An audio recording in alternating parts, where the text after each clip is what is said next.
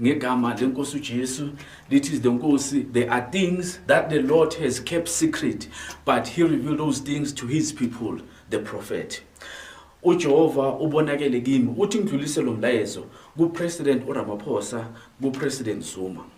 Ungivezela izinto eziyithumi. Uthi khona into ezokwenzeka kuRamaphosa before lenyanga lena iphela. Uthi khona iskandal, a huge scandal esikhulu esizovela against uPresident uRamaphosa. Uthi le scandal sikhulu ukudlula iphalaphala is coming. Baningi nabantu abazovela kule scandal, mara kube kudonsa uRamaphosa phambili kule scandal lesi esizayo that it's about to be exposed. Praise the Lord somebody. Ungivezela uPresident Zuma uthi uPresident Zuma kule nyanga khona into ezowenzakala kwi-gathering of the MK party that has never happened before. Uthi khona into enkulu ezowenzakala kwi-MK party kule nyanga kwi-gathering ye-MK party. Praise the Lord somebody.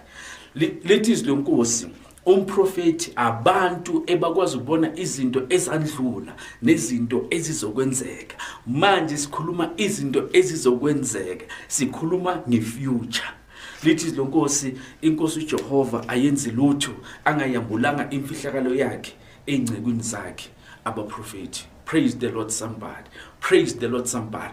Umoya wokuprofeta, the spirit of salvation. Umoya wensindiso, the spirit of salvation, the spirit of prophecy. Umoya wokuprofeta uthi khona into ezowenzakala kuRamaphosa lenyanga before iphela. Khona into ezowenzeka kwi-gathering of the MK party kule nyanga lena